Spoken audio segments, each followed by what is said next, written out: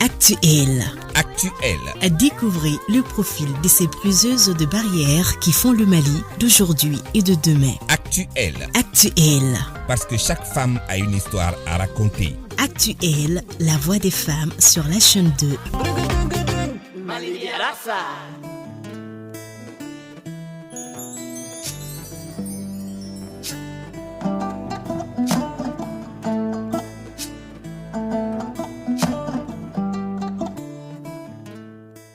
Bonjour et merci d'être au rendez-vous de Actuel, l'émission qui vous parle de ces femmes qui impactent.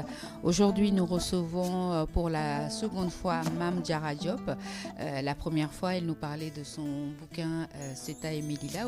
Mame Diarra qui nous revient aujourd'hui avec son second livre intitulé Chronique d'une journaliste citoyenne du monde. Mame Diarra, bonjour. Bonjour Mimi Konaté. Alors Mame Diarra Diop, ce livre-là, c'est plutôt un carnet. Oui. Un carnet où vous avez rassemblé les chroniques, des chroniques sur la presse au lendemain du départ de la MINUSMA. Vous allez nous en parler tout à l'heure. C'est aussi un tournant dans votre carrière que vous avez mis à profit pour jeter un regard rétrospectif sur vos expériences journalistiques depuis les années 2000. Est-ce que vous pouvez nous parler du contexte où vous avez écrit ce livre? Vous me l'avez raconté hors micro, mais on aimerait savoir parce que c'est quand même, comme j'ai l'habitude de le dire, ça a été un changement de trajectoire. Alors, chronique d'une journaliste citoyenne du monde, effectivement, Mimi, moi j'appelle ça un peu comme un carnet de voyage. Ce sont des chroniques que j'ai rassemblées qui résument en fait des moments que j'estime marquants dans mon parcours de journaliste et qui remontent en fait aux années 2000. J'étais d'abord journaliste indépendante quand j'ai fini mes études à Paris. Ensuite, je suis venue au Mali en 2009 et de là, j'ai eu d'autres expériences. Et comme tu l'as dit dans ton introduction, en 2023, la MINUSMA ferme au Mali. Et donc, c'est une pause professionnelle pour beaucoup d'entre nous qui avons travaillé dans la mission. Et c'est l'occasion, en fait, de jeter un regard rétrospectif sur toutes ces expériences journalistiques que j'ai vécues depuis, on va dire, plus de 15 ans maintenant. Donc, je me suis dit, mais pourquoi ne pas écrire un carnet une sorte de carnet de voyage, carnet de chroniques journalistiques. Et donc, en fait, entre octobre 2024 et mars 2025, je pars aux États-Unis pour un fellowship, un programme de recherche, et je commence la rédaction en fait de ces chroniques qui comportent des épisodes divers et variés. Et après, quand je rentre des États-Unis en mars, en m'installant sur Dakar, j'ai un stop dans l'écriture, j'ai une pause, parce que l'écriture en fait c'est vraiment des moments où tu es très... On a l'inspiration, exactement. Des fois et pas. Voilà, et donc je fais une pause en me disant il faut que je finisse ces chroniques-là. Et un peu plus tard, on va dire en septembre 2025, je tombe malade, j'ai un problème de santé très grave. Et durant ce problème de santé et ma convalescence, je me remets à écrire. Donc je termine ces chroniques-là et je pense qu'en fin novembre 2025, j'ai terminé et donc je l'envoie à l'éditeur et c'est comme ça que ce deuxième livre est né. Ce livre, Chronique d'une journaliste citoyenne du monde, ce n'est pas du tout une autobiographie, c'est plutôt le regard que vous portez sur les événements qui se passent en tant que journaliste, c'est bien ça? Absolument, c'est mon regard de journaliste sur divers éléments du monde avec en contexte le Mali. Parce que dans le titre, c'est Mali, Chronique d'une journaliste citoyenne du monde. Et en fait, en toile de fond, il y a tout ce qui se passe au Mali, au Sahel, toute la géopolitique de l'Afrique subsaharienne et aussi mes voyages, mes couvertures. Par exemple, on a plusieurs chapitres, c'est 12 chapitres dans le livre. Ça commence par, le chapitre 1 commence par la guerre communicationnelle qui a lieu au Sahel avec toutes les menaces terroristes que tu connais très bien, puisque nous avons beaucoup couvert cette actualité à la mission. Ensuite, on a l'élection américaine. Donc, je raconte un peu ce qui s'est passé à Washington entre octobre 2024 et l'avènement de Trump au pouvoir. comment moi j'ai vécu cette élection en étant là-bas. Et puis d'autres épisodes beaucoup plus drôles, des épisodes qui sont plus légers, comme par exemple la CAN en Côte d'Ivoire, ou alors un de mes reportages que j'ai fait aux îles Canaries. Donc c'est c'est un regard, comme tu l'as dit, sur l'actualité, ce qui se passe dans le monde, des choses qu'on couvre et qui nous ont marqués. Je ne pouvais pas mettre toutes les couvertures que j'ai fait des choix. J'aurais pu, par exemple, parler de la présidentielle de 2018 au Mali, qu'on a vécu vraiment intensément, mais je me suis dit... Ces choix étaient guidés par quoi? Alors, le choix a été guidé aussi par le besoin de parler des journalistes, de la façon dont les journalistes couvrent les événements, parce que ce livre, c'est vraiment aussi pour les journalistes. Comment, en tant que journaliste, on couvre ces actualités qui sont porteurs de changements. Comment, par exemple, il y a un chapitre sur le coup d'État de 2012, comment on l'a vécu. Moi, c'est la première fois que je vivais un coup d'État. Quand je suis arrivée au Mali en 2009-2012, 3 ans après, boum, coup d'État. Donc ça, c'est quelque chose qui m'a marquée parce que je me suis retrouvée enfermée chez mon cousin pendant 5 jours, pendant que toute la ville était en effervescence. Je venais d'avoir mon fils, j'avais un bébé dans les bras et dehors, c'était l'agitation. Donc c'est quelque chose qui m'a marquée, que je n'oublie pas en fait. Dans ce livre-là, vous parlez également d'une actualité qui dure également jusqu'à aujourd'hui. C'était en octobre 2025 où vous parlez de la crise du ravitaillement en carburant qui touche le Mali. Comment on arrive? Est-ce que pour traiter ce genre de sujet, c'est un rassemblement de tout ce qui est dit par les différents journaux, de ce qui se dit, ou vous avez vous portez votre propre regard, votre propre critique sur cette situation dans le livre-là? Alors, c'est une excellente question parce que c'est le point de départ du livre, la crise de ravitaillement du Mali en carburant en octobre 2025. Et pour moi, je me suis dit, il faut une entrée. Qu'est-ce qui va être le point de départ du livre? C'est cette crise du carburant parce que la façon dont les journalistes la traitent, il y a eu beaucoup de désinformation autour. Et ayant vécu un peu avant les délestages au Mali, là, c'est quelque chose de nouveau qui vient sur la table. Je n'étais pas au Mali quand ça s'est produit, mais j'ai vu le traitement médiatique de cette crise par les médias internationaux, par la presse locale, la presse nationale et même la presse sénégalaise, parce que je vis au Sénégal maintenant. Donc, il y avait un côté alarmiste. Il y avait un côté, les djihadistes se rapprochent de Bamako. Et il y a beaucoup de désinformation. Donc, pour moi, c'était important de parler de ça. Et en toile de fond, de la guerre communicationnelle qu'il y a au Sahel entre les différentes parties prenantes, la manière dont on embrigade un peu les populations dans une espèce de psychose, et en même temps la réalité des gens de Bamako qui vivent cette crise. Donc j'ai interrogé des gens sur Bamako, j'ai dit mais quelle est la réalité sur le terrain? Voilà ce qui se dit dans les médias internationaux. Donc pour moi c'était important d'avoir divers avis sur cette question qui, en fait, c'était un peu comme un point culminant. Les Maliens déjà traversent la crise énergétique et maintenant la crise du carburant, on ne peut plus se déplacer. Donc c'était vraiment une actualité très très forte. Alors, votre livre, vous l'avez bien spécifié tout à l'heure, c'est Mali, 2 points chroniques d'une journaliste citoyenne du monde. Par contre, vous parlez également dans ce livre, il y a un extrait qui porte sur les élections américaines qui se sont déroulées le 5 novembre. Alors, vous parlez aussi de cela. Quel est le rapprochement que vous faites avec, disons, l'actualité malienne que vous retracez dans cette chronique-là? Alors là, c'est vrai qu'à première vue comme ça, on se dit, mais oui, les élections américaines, c'est loin de nous. Moi, j'étais à Washington pendant cette élection qui a eu lieu entre novembre et janvier 2025, janvier qui est la date de l'investiture. Et en fait, cette élection, elle a intéressé la communauté malienne de Washington. Il y a des Maliens qui sont installés aux États-Unis, qui ont voté, qui ont la nationalité américaine. Et dans le sens où cette élection, elle a un impact sur la relation que les États-Unis ont avec le Mali et le Sahel en général. D'autant plus qu'on a vu des citoyens de la diaspora soutenir Donald Trump. Donc je me suis dit, mais c'est extraordinaire, ça a un effet boule de neige. Et en plus de ça, après l'élection de Trump, il y a eu le démantèlement de l'USAID, où de nombreux Africains travaillaient. Donc c'est quelque chose qui nous touche, qu'on le veuille ou non. Ça a un impact. Beaucoup de gens attendaient à ce que Kamala gagne cette élection, mais ça n'a pas été le cas. Et je pense que la plupart des gens de la diaspora, des Africains, des Maliens qui vivent à Washington ont beaucoup milité pour Kamala Harris. Mais malheureusement, c'est Donald Trump qui est arrivé. Et ça a occupé énormément de débats. J'ai participé à des débats à la Voix de l'Amérique. J'ai participé à des séances. Il y avait une séance avec la communauté malienne de Washington sur qu'est-ce que cette élection signifie pour nous, les Africains. Donc, pour moi, c'était important de raconter cette période. Les périodes électorales sont toujours très animées. Comment est-ce que la campagne est vécue par les gens?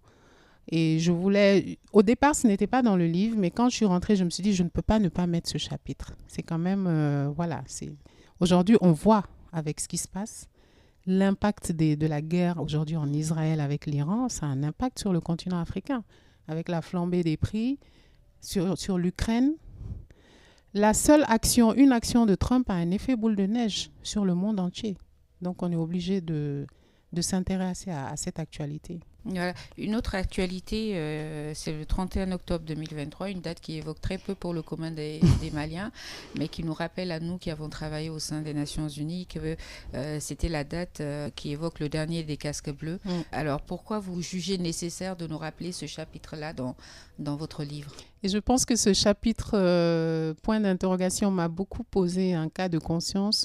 Je me suis plusieurs fois demandé est-ce qu'il fallait en parler ou pas, mais je me suis dit que c'était important de raconter la fermeture de la MINUSMA, la mission onusienne au Mali, où toi et moi, Mimi, nous avons travaillé du point de vue des staffs, pas du point de vue politique, pas du point de vue onusien, mais de notre point de vue à nous, qui avons travaillé, qui avons été des staffs nationaux, enrôlés, engagés dans la MINUSMA pendant plusieurs années.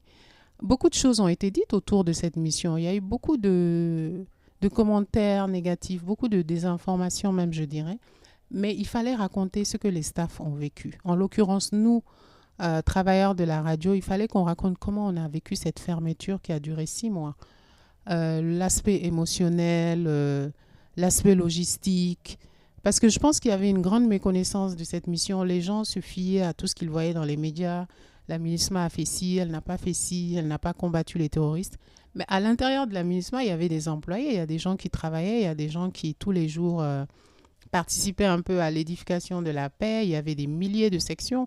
Je ne vais pas raconter tout le chapitre, mais je pense qu'il était important de montrer ça du point de vue des staffs et de ce qu'ils ont vécu réellement. C'est d'abord la perte d'un emploi et ensuite la fin de cette mission gigantesque au Mali. Et finir le chapitre en parlant un peu de l'aspect politique, mais pas tellement. Vraiment, c'était l'aspect humain que je voulais souligner dans ce chapitre. On va parler un tout petit peu de votre chronique. On sent dans cette chronique-là une double posture, celle de la journaliste et vraiment un tout petit peu également de la citoyenne engagée. Comment est-ce que vous arrivez à trouver l'équilibre entre objectivité journalistique, on va dire, et implication personnelle dans des contextes très sensibles, parce que vous traitez souvent des sujets très sensibles. Comment on arrive à trouver le juste milieu? En fait, c'est pas du tout facile parce que, comme tu l'as dit, on est à la fois journaliste, mais on est aussi citoyen. Donc, les événements qui touchent notre pays nous touchent particulièrement. Mais en tant que journaliste, on a en fait le devoir de se détacher. On a cette obligation déontologique de se détacher des événements immédiats. Sinon, ça nous touche et on perd notre objectivité, on perd notre neutralité. Donc, constamment, il faut faire cet exercice de détachement par rapport à ce qui se passe. Et je pense que j'ai fait aussi cet exercice en écrivant ces chroniques. J'ai essayé d'avoir un regard extérieur. Je trouve que ça se matérialise bien dans le chapitre sur la CAN, la CAN en Côte d'Ivoire, qu'on a appelée la CAN du siècle, où je suis allée suivre la finale à Abidjan. Et en fait, là, je passe un peu de la journaliste à la spectatrice. Je sors de ma peau de journaliste pour me mettre complètement dans la peau d'une fan de foot. Et là, je vais au stade, pas en tant que journaliste, je vais au stade en tant que En tant que spectatrice, je supporte la Côte d'Ivoire parce que mon équipe, le Mali, a été éliminée. Donc, on était très, très, très enthousiastes quand le Mali jouait, que le Mali allait jusqu'en quart de finale. Et puis, le Mali est sorti malheureusement. Le Sénégal aussi, mon deuxième pays, est sorti. Donc, il me reste quoi? Il me reste la Côte d'Ivoire. Donc, je pars en Côte d'Ivoire. Et mes enfants me disent, mais maman, tu supportes qui finalement? Le Mali. Et j'ai dit, mais le Mali est sorti. Le Sénégal est sorti, mais la Côte d'Ivoire, pas le Nigeria. Donc, je pars, j'achète le maillot de la Côte d'Ivoire. Et je supporte la Côte d'Ivoire parce que je me dis, c'est l'Afrique, c'est l'intégration. On est tous des Africains. Et je suis cette finale en tant vraiment que spectatrice. Donc là, je me détache vraiment. Je sors de mon rôle de journaliste pour devenir une simple fan de foot dans un stade. Et je pense que c'est bien expliqué dans ce chapitre-là, du fait qu'on peut être journaliste, mais aussi on peut muter, changer de peau et rentrer dans une autre peau. Et pareil aussi pour l'engagement citoyen. Je pense que quand on est dans la société civile, on passe aussi d'une casquette à l'autre, en fait. Alors, justement, en parlant de la casquette de journaliste, est-ce que vous pensez que les femmes journalistes ont une manière de raconter les crises et les réalités du terrain? Est-ce que vous pensez qu'il y a une différence? Mais je pense que les femmes ont un regard assez particulier, c'est vrai, sur l'actualité. Elles prennent... Moi, je pense qu'elles ont plus de profondeur dans la manière d'appréhender les choses. Quand ce sont les hommes, il y a beaucoup plus cette question du sensationnalisme, la question vraiment d'impacter. Moi, je dis que quand on est journaliste aussi, on s'efface devant les événements. Quelque part, on doit s'effacer. Alors, le petit problème pour nous, les femmes, peut-être qu'on est un peu plus émotionnel dans certaines choses. Peut-être qu'il faut trouver un moyen d'être vraiment passif. Quand vous annoncez, par exemple, je me rappelle avoir vu une présentatrice annoncer des morts, je ne sais plus, je crois que c'était en Israël, et elle avait les larmes aux yeux. D'une grande chaîne internationale que je ne vais pas citer, mais elle annonçait la nouvelle et on sentait qu'elle était sur le point de pleurer. Donc je me suis dit, il y a de l'empathie qui est là, elle n'arrive pas à se détacher, ça la touche. Or, dans son rôle de journaliste, justement, elle devrait être quelque part un peu impassible, mais comment faire? Quand quelque chose te touche, c'est difficile, on est des êtres humains, on est quand même des... Voilà. Donc, c'est pas toujours facile. C'est pas toujours facile. Je pourrais pas parler pour les autres femmes journalistes, mais je pense qu'on a l'empathie qui rentre en compte. L'empathie, une sorte de sensibilité qui, je pense, est importante, mais qu'il faut mesurer aussi par moment. Il y a tout cela, mais est-ce que, au-delà de ça, même dans le secteur professionnel, il y a cette pression du patriarcat qui revient à chaque fois. Et on est femme, mais on est également femme journaliste. Est-ce que vous avez, à un moment donné de votre carrière, ressenti une pression implicite ou explicite pour adoucir un tout petit peu vos prises de position en tant que femme dans un milieu qui, comme je l'ai dit, est largement masculin? Absolument. Est-ce qu'on a cette pression-là? Parfois, elle arrive. Moi, ça m'est arrivé quand j'étais rédactrice en chef du Journal du Mali. Mais dans le sens où, en fait, j'étais la chef de la rédaction, mais on me ramenait à mon statut de femme. C'est-à-dire, je donnais un ordre, j'attribuais des sujets à mes journalistes qui, la plupart, étaient des hommes. Et comme on est dans une société où le pouvoir de l'homme, le patriarcat, le fait de donner des ordres dérangeait certaines personnes qui me disaient « Oui, mais tu es une femme ». Et je leur disais « Non, je suis la chef de la rédaction, je donne un ordre ». Et on me disait « Non, toi aussi, il faut mettre un peu d'eau dans ton vin ». J'ai entendu cette expression. Je dis « Mais ça veut dire quoi mettre de l'eau dans mon vin ?» « Non, il faut laisser à Kaintan. C'est bon comme ça. » C'est quelque chose qu'on dit souvent, ou bien on vous dit des phrases du style « Idellasa no atoti ». Voilà, j'ai entendu des fois des phrases comme ça où on te demande de mettre de l'eau dans ton vin, de ne pas avoir une posture très dure. Je pense simplement parce que tu es une femme et qu'on te ramène en fait à ton rôle de femme, alors que là tu es dans une fonction qui n'a rien à voir avec ton genre ou ton sexe, mais on te ramène à ça, implicitement ou même parfois explicitement. Alors, c'est important, comme on l'a dit, le voyage est important pour toute personne, qu'on soit journaliste ou pas. Vous avez eu la chance de beaucoup voyager. Est-ce que ce parcours entre le Mali, l'international, a pu faire de vous une femme citoyenne du monde. Et vous êtes entre le Sénégal, vous êtes entre les États-Unis, la France. Est-ce que cette double identité, à un moment donné, a influencé votre regard en tant que femme africaine ?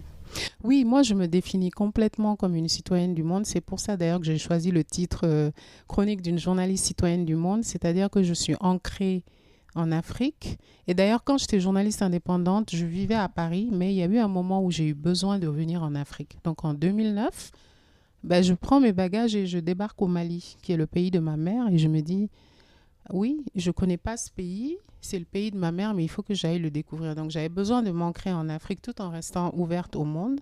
Mais j'avais déjà, roulé ma bosse en France. Je ne voulais plus rester à Paris. Donc j'arrive au Mali et là, je découvre en fait un autre univers, un autre monde. Avant ça, j'ai grandi à Dakar. Donc pour moi, c'est ça, être citoyenne du monde. C'est pouvoir naviguer en fait entre plusieurs univers. Se sentir chez soi. Je me sens bien au Mali, je me sens bien au Sénégal, je me sens bien à Paris, même si je sais que je ne pourrais plus vivre aujourd'hui en France. Les États-Unis, ça a été un passage très bref, mais je pense que j'ai une capacité d'adaptation qui fait que partout où je suis, moi, je trouve des ancrages. Mais oui, forcément, ça influence ton regard de femme. Tu as parlé tout à l'heure du patriarcat. Ça te donne une ouverture qui fait qu'il y a des contraintes socio-culturelles que tu as du mal à accepter quand tu es dans certains pays africains. Et ces contraintes, on les a au Sénégal. Hein. Ce n'est pas le Mali, on les a au Sénégal. Il y a des choses contre lesquelles tu vas t'insurger, certaines façons de voir la femme, certains dictats que les femmes elles-mêmes aussi posent sur les autres femmes. Et il y a un chapitre dans le livre qui s'appelle « Regard de femme, bâtir sa réputation, s'imposer ». Où je parle du regard des femmes sur les femmes. Donc, alors, justement, la plupart du temps, on considère l'écriture comme un exutoire. Est-ce que pour vous, écrire en Afrique aujourd'hui est un acte de création, de résistance ou de transmission selon vous ? Est-ce que vous arrivez à dire ce que vous avez envie de dire dans le livre-là ? Ouais. C'est un exutoire pour vous ? C'est exutoire, je pense que le mot est un peu fort. Quand on dit exutoire, c'est qu'on a beaucoup de choses à sortir. On veut... Une forme de résistance. Voilà, je dirais que c'est une forme de résistance. Oui, un exutoire, oui, quand on a vécu des choses douloureuses. Comme je le disais, j'ai terminé ce livre dans une convalescence, un problème de santé. Donc, ça permet de sortir des choses, mais il faut que l'écriture aussi soit... Pour moi, l'écriture doit être entraînante, c'est-à-dire elle doit être vive, créative. Elle ne doit pas t'ennuyer, ça ne doit pas être douloureux. On dit souvent que c'est douloureux. Moi, je n'aime pas quand c'est trop douloureux. C'est vrai que ça aide, mais il faut que tu prennes du plaisir à écrire. Moi, c'est ce que je cultive, en tout cas, dans chaque chose que j'écris. J'essaye d'être dans un état où je prends du plaisir à écrire. Je suis d'abord ma première lectrice. J'écris pour moi-même d'abord, ensuite pour les autres. Donc, je ne veux pas vivre ça comme une souffrance. C'est clair qu'on transmet des choses, on veut faire passer des messages, ça c'est évident. Il y a des choses qu'on veut dire, qu'on ne peut peut-être pas dire à son entourage. Ça dévoile des facettes de vous que votre entourage direct ne connaît pas. Ils vont découvrir, ma mère va découvrir des choses dans le livre. Même chose pour mon père ou même les enfants. Donc, c'est ce que je dis, le livre, vraiment, j'avais envie de l'écrire pour les jeunes journalistes. Leur montrer en fait un peu que c'est un très beau métier qui vous permet de rencontrer des gens, de voyager. Et ça, je le raconte dans le chapitre sur les îles Canaries, reportage sur la migration, où je prends un billet d'avion depuis Paris et je m'en vais toute seule comme ça à Tenerife, dans les îles Canaries. Et je vais à la découverte de cette île. Et oui, c'est quelque chose qui, pour moi, doit être créatif. La créativité, c'est ça aussi, c'est une exaltation. Je pense que tu le sais, Mimi, parce que tu es créative aussi quand tu crées... tes bijoux ou même tes vêtements. Ou voilà. Il y a quelque chose dans la créativité qui doit quand même nous exalter. Ça ne doit pas être une souffrance continue. Je pense il y a un écrivain japonais qui écrivait dans la souffrance, je ne sais pas si c'est Murakami, et qui a fini par se suicider. Moi, je trouve ça très terrible, quoi. Je pense que... Beaucoup de femmes qui aimeraient être comme vous, journalistes ou pas, et qui aimeraient cesser à l'écriture. D'après votre expérience, quelles sont les barrières qui freinent les femmes africaines à écrire et à publier leurs histoires ? Alors déjà, l'écriture, c'est une discipline. Ça commence par soi-même. J'entends beaucoup de gens me dire, quand j'ai publié Retour à Ceuta et Melilla, des gens m'ont dit, mais comment tu as trouvé le temps d'écrire tout ça? On te voit dans les événements, les trucs, mais quand est-ce que tu as écrit ce livre? J'ai dit, ce livre, je l'écris depuis 2005. Quand il y a eu les événements de Ceuta et Melilla. Je l'ai écrit depuis très longtemps. Ensuite, je le laissais reposer. Je trouvais du temps pour écrire dans mes activités. Donc, l'écriture est d'abord une discipline. Quand on veut écrire, il n'y a aucune barrière. Il faut juste se donner le temps. Et moi, aujourd'hui, j'ai développé une méthodologie, une discipline. C'est vrai que j'ai fini ce livre dans une période assez difficile, mais j'avais une méthodologie par chapitre. Moi, je m'impose 2-3 heures d'écriture par jour. C'est aussi simple que ça. Et en fait, en lisant beaucoup aussi, les gens ne lisent pas. Souvent, quand tu ne lis pas, tu ne peux pas être inspiré. Quand vous dites que vous imposez 2 ou 3 heures d'écriture par jour, l'écriture, ce n'est pas comme un exercice qu'on vous donne. Ouais. Souvent, il y a le syndrome de la page blanche. Bien sûr. Se réveille, on n'a pas l'inspiration. Oui. Est-ce qu'on arrive à combler ces 2 heures-là en fait, à force d'écrire, ça vient. C'est-à-dire que si on ne met pas en place cette routine, j'ai un ami l'autre jour qui m'a dit, oui, j'essaye de finir mon manuscrit, je suis un peu paresseux. J'ai dit, bon, voilà, tu as mis le doigt sur ton problème. La page blanche, oui, il y a des périodes où on n'est pas du tout inspiré. Comme je l'ai dit, j'ai eu une pause quand je suis arrivée des États-Unis à Dakar, le temps de me réadapter à la ville. Il y a des moments clairement où l'inspiration n'est pas là, mais en fait, c'est l'acte de s'asseoir, de se dire, bon, aujourd'hui, je veux écrire ça. Et quel que soit ce qui va sortir, même si c'est 2 lignes, au moins, tu as écrit quelque chose. Mais ne pas écrire pendant de longues périodes et s'asseoir ensuite dire je vais écrire, c'est difficile. Il faut s'imposer en se disant je me ménage 1 heure d'écriture par jour. Sinon, c'est pas du tout facile. Et vous, qu'est-ce qui vous motive malgré tous ces défis à continuer d'écrire? Et surtout, qu'est-ce que vous pouvez nous dire pour encourager d'autres femmes à faire entendre leur voix? C'est une très bonne question. Ce qui me motive déjà, c'est finir les manuscrits que j'ai entamés. J'en ai beaucoup. J'ai beaucoup de manuscrits que j'ai. Et surtout les thématiques aussi que j'aborde. Là, c'est un carnet de chroniques, mais je travaille sur un roman aussi, sur lequel je suis depuis 4 ans maintenant. J'ai écrit quasiment les 90% du roman. Les 10% restantes sont difficiles. La fin me pose énormément de problèmes. J'essaye de finir ce livre qui est sur une thématique très difficile. Que sont les violences conjugales. Et j'essaie de trouver la bonne fin justement pour passer un message sur un phénomène qui devient mais absolument hors de contrôle. C'est partout. En plus, on a vu le cas de cette petite fille qui a été complètement violée. C'est un thème qui me tient à cœur et je me dis, c'est ça. Quand on a quelque chose qui nous tient à cœur, il faut s'y mettre, il faut écrire. Parce que c'est important de raconter ce qui se passe. Si tu ne le dis pas, ça va rester dans l'oubli pour moi. Je ne peux pas expliquer pourquoi à chaque fois j'écris sur certaines choses, mais pour moi c'est important, il faut que j'aille au bout de cette chose. Il faut que j'aille au bout et maintenant que les chroniques vont sortir, il faut que j'aille au bout de ce roman. Mon objectif c'est de terminer ce roman-là en 2026. Je me suis fixé un délai en me disant il faut absolument que je le termine, sinon ça va m'échapper. Je ne pourrai pas le finir. Donc, parfois c'est difficile à expliquer. C'est comme un bébé, on est enceinte, il faut accoucher, il faut le sortir, il faut l'expulser. Sinon ça te mine, des fois tu y penses, tu te réveilles avec ça, tu dis mais tiens, le personnage va faire ça, il faut que je l'emmène sur telle voie. C'est comme si le personnage te parlait en fait et tu te dis bon, et ce jour-là tu te lèves, tu commences à écrire et après stop. C'est assez particulier. Alors, Mame Diarra Diop, nous arrivons au terme de notre entretien.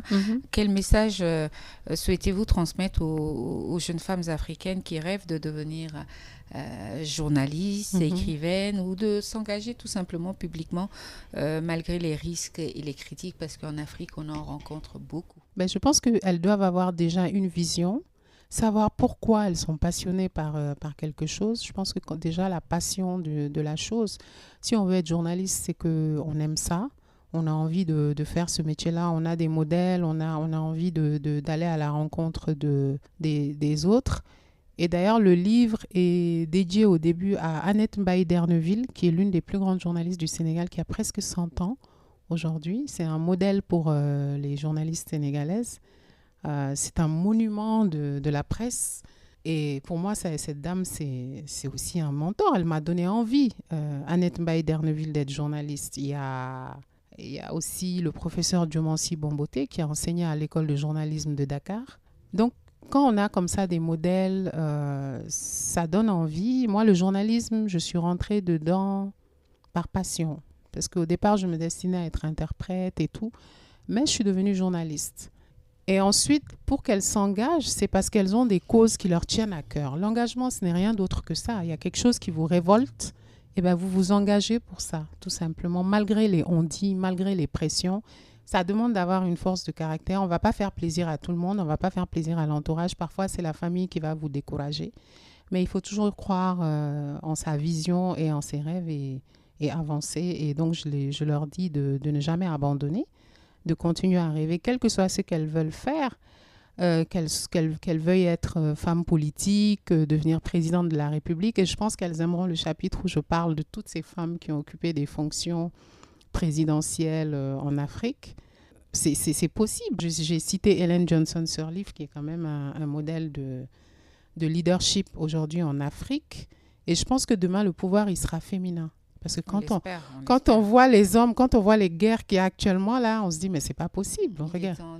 Il faut d'autres visions aussi. Il faut d'autres visions. Donc, les femmes, il y a une jeune femme malienne, j'ai découvert, qui est pilote de ligne, qui pilote les avions de Sky Mali, qui pilote l'avion. C'est extraordinaire. Donc, tout est possible, quoi.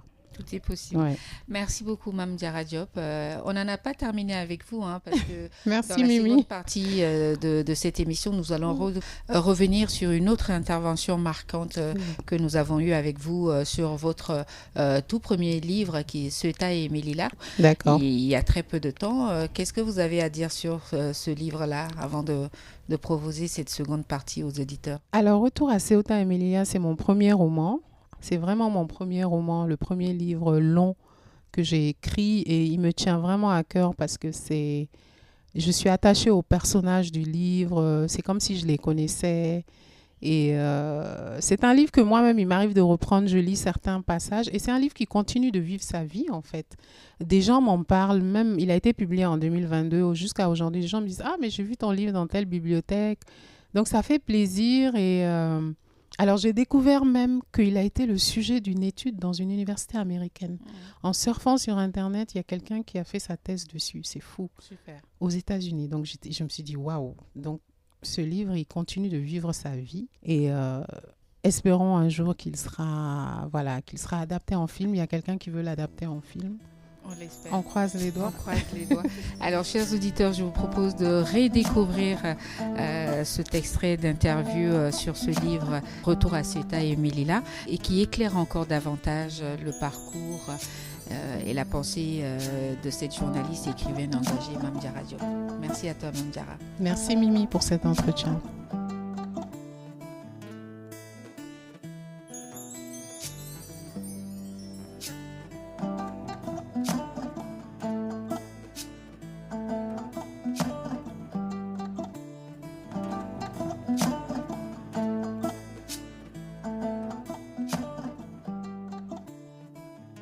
Notre invitée est l'autrice de Ceuta et Melilla, une œuvre poignante qui explore l'immigration clandestine des jeunes Africains à travers son écriture. Elle dévoile les réalités souvent invisibles et offre une réflexion profonde sur les rêves, les luttes et les espoirs de ces jeunes. Mame Diarra a ce qu'on peut appeler une plume engagée et bouleversante. Nous allons découvrir donc ce livre de Mame Diarra Diop. C'est l'histoire de 4 aventuriers sur la route du désert, de Dakar à Nouadhibou, jusqu'aux enclaves espagnoles. C'est aussi le récit d'autres aventuriers qu'ils croiseront sur leur chemin, d'autres migrants poussés par leur histoire d'exil. Alors Mame Diarra, pourquoi un sujet sur l'immigration? Tout d'abord, Mimi, merci de me donner la parole. L'immigration clandestine, c'est un sujet qui m'a toujours intéressée depuis très longtemps. À l'époque, j'étais journaliste freelance à Paris. Et je me suis rendue une fois aux îles Canaries où j'ai vu des migrants arriver en fait sur les quais du port, des gens qui étaient venus clandestinement et qui ont été envoyés dans les centres de rétention. Donc ça m'a vraiment beaucoup marquée. Mais l'histoire du roman est basée aussi sur la mort d'un jeune migrant qui s'est embarqué dans une pirogue. Une nuit avec 80 autres personnes, il a décidé de partir, il n'a rien dit à sa famille. Et le lendemain, tout le monde l'a cherché, on ne l'a jamais retrouvé. Ça veut dire que l'océan, en fait, a avalé son corps et c'est un peu le point de départ du livre qui commence effectivement à Dakar, dans la capitale sénégalaise, et qui ensuite va traverser plusieurs pays, le Maroc, l'Algérie, jusqu'aux enclaves de Ceuta et Melilla, qui sont au Maroc et où des milliers de migrants chaque année tentent de passer pour atteindre l'Europe, l'Espagne. Ça part d'une histoire vraie qui est un peu romancée, dont l'intrigue commence à Dakar et jusqu'aux enclaves espagnoles. Pour écrire un tel livre, il faut du temps. Il faut évidemment des recherches, on s'en rend compte en le lisant. Il vous a fallu combien de temps et qu'est-ce que vous avez fait comme recherche pour aboutir donc à sortir ce roman? C'est vrai, Mimi, ce livre m'a pris beaucoup de temps, on va dire entre 5 et 6 ans quand même, entre le moment où je suis allée aux îles Canaries, entre le moment où il y a eu ces jeunes qui se sont embarqués dans la pirogue et entre le moment où j'ai décidé d'écrire cette histoire. Ça prend énormément de temps. Je l'ai écrit en plusieurs fractions. Il y a des moments, j'écrivais, ensuite je laissais, je complétais l'histoire. Et j'étais marquée un peu par l'actualité parce que ça ne s'arrêtait jamais. Des migrants qui vont à Ceuta et Melilla, des migrants qui montent dans des pirogues, ça ne s'arrête jamais. Donc, je me suis beaucoup documentée avec les articles de presse, l'actualité sur les chaînes de télévision. J'ai aussi appelé des ONG, ceux qui accueillent les migrants. À l'époque, il y avait le Croissant mauritanien, il y avait aussi l'Office international pour les migrations, beaucoup d'ONG comme ça qui produisent des rapports chaque année avec les chiffres que l'on sait. Et c'est surtout les chiffres qui sont marquants parce que c'est des milliers à chaque fois de personnes qui s'embarquent. Et en fait, on se demande dans la réalité si c'est pas plus. J'ai l'idée de ce personnage qui est arrivé et je me suis dit, mais avant qu'il soit tout seul, on va l'accompagner d'autres migrants parce qu'il y a toutes sortes de motivations en fait chez les jeunes à partir. J'ai voulu aussi mettre un personnage féminin parce qu'il y a de plus en plus de femmes sur les routes de la migration. Elles ne savent pas quels sont les dangers, mais elles choisissent quand même d'y aller. Et la partie romancée, c'est que je voulais un peu avoir le contrôle sur le destin de mes personnages. Tout ce qu'on lit dans la réalité est très triste, très dramatique. Je peux vous dire que j'ai un ami qui a lu le livre et qui m'a dit « Mais écoute, tu as été très gentil, le désert, la palmeraie, dans la réalité, c'est des fosses qu'on fait dans le désert et on jette les migrants dedans. » Donc moi, je me suis dit oui, j'ai choisi le côté romancé pour justement garder une prise sur le destin des personnages. C'est aussi l'histoire de Djibril qui est obsédé par le fait de quitter Dakar pour d'autres endroits plus cléments. C'est le rêve de beaucoup de jeunes qui sont obsédés par le fait de partir. Est-ce que votre livre, c'est aussi une façon de leur dire que tout n'est pas rose de l'autre côté ? Oui, déjà le livre, c'est pour raconter le périple, le voyage d'un point A à un point B. C'est ce qui m'avait fortement intéressée au départ, c'était de raconter la traversée. Quelle est la motivation pour partir? Ensuite, quels sont les dangers et quelles sont les différentes étapes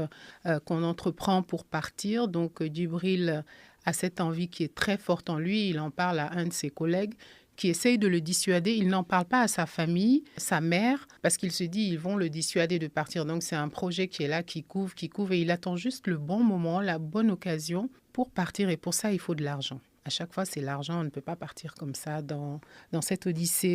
Ils étaient prêts à tout. Et quelquefois, on se demande, mais qu'est-ce qu'il leur passe par la tête? Ils savent, ils écoutent la radio, ils voient les infos, ils savent exactement ce qui arrive.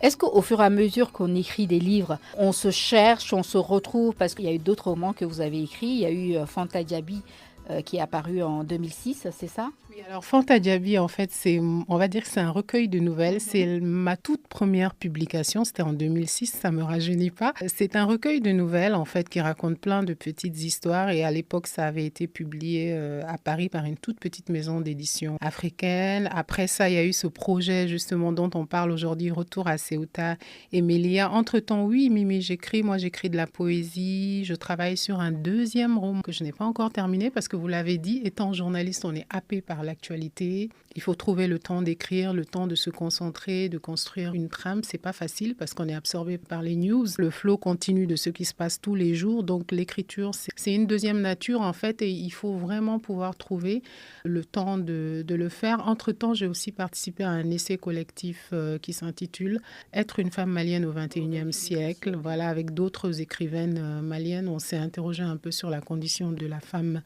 malienne. Et il y a un roman dont vous n'avez pas du tout parlé, c'est Le Prix du Bonheur, qui est paru sous pseudonyme, Lala Traoré. Pourquoi sous pseudo? Est-ce que c'est un roman qu'on n'assume pas? Non, c'est pas que je l'assume pas. En fait, Vous l'avez même pas mentionné. oui, je l'ai pas mentionné parce que aujourd'hui, je me dis que j'aurais peut-être dû publier ce petit roman. On va dire que c'est un mini-roman qui appartient à une collection qui s'appelle Djarabi, qui à l'époque était éditée par les éditions Prince du Sahel.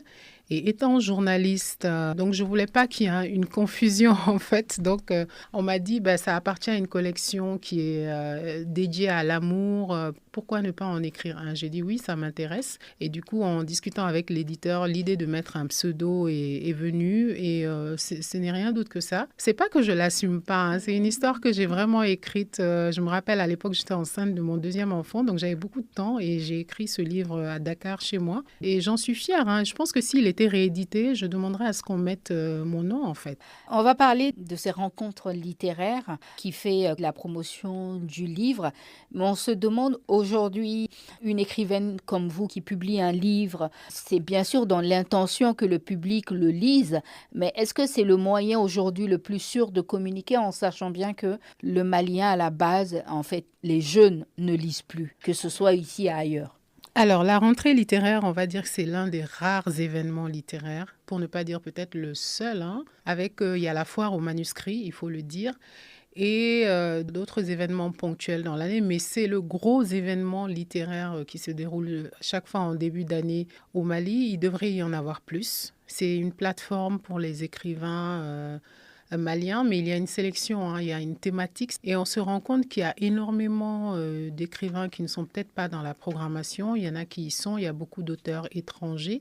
Le gros souci du livre ici au Mali, c'est que vous faites tout. Vous faites vous-même la promo, vous vendez parfois vous-même vos propres livres. Justement, on se demande, est-ce que Voilà. le livre, on ne l'écrit pas finalement, quand on est auteur africain, est-ce qu'on ne l'écrit pas pour soi-même, pour une consécration, parce qu'étant donné qu'on a du mal à amener les jeunes vers la lecture en ce moment. Quelle est votre satisfaction dans ce sens-là, le fait d'écrire un livre? Absolument. Écrire un livre, c'est un peu quelque chose qu'on veut dire au monde. C'est comme un ami à moi le dit, c'est comme un accouchement. Il y a quelque chose qui est là en vous, il faut que ça sorte. Ça, c'est la première chose. Il faut sortir cette chose-là.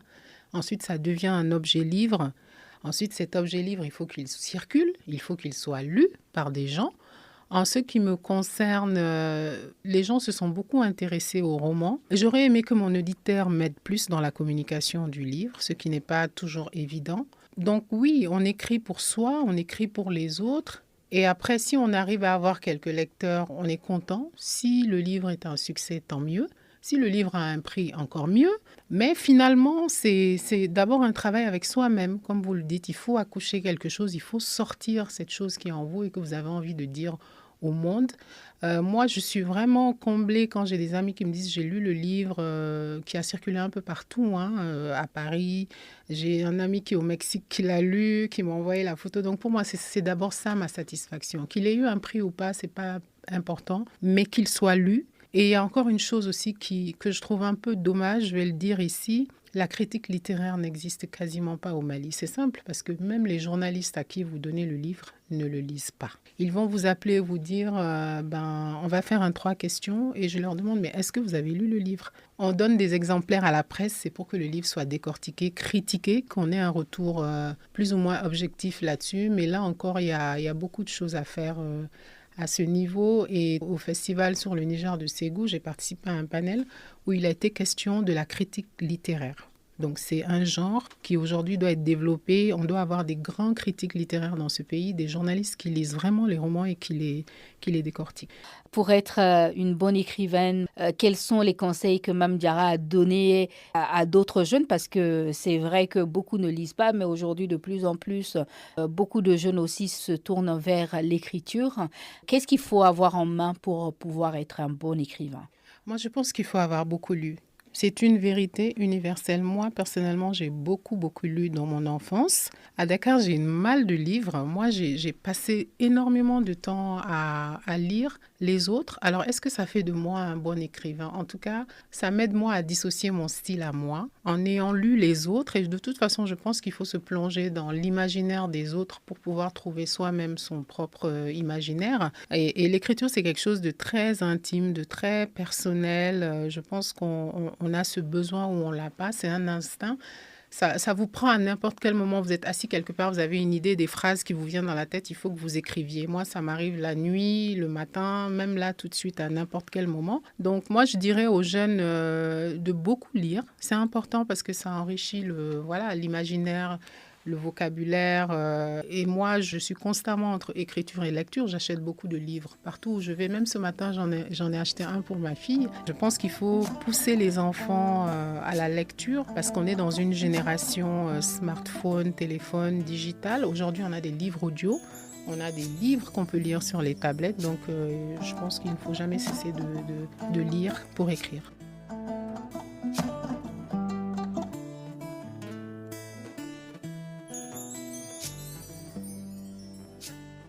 C'est tout pour cette émission actuelle, une émission entièrement consacrée à ces femmes qui inspirent, qui impactent. Je vous donne rendez-vous dans 15 jours pour un autre numéro. D'ici là, portez-vous bien et à la prochaine. Restez toujours connectés sur les programmes de la chaîne de l'Onde de Choc. À très bientôt.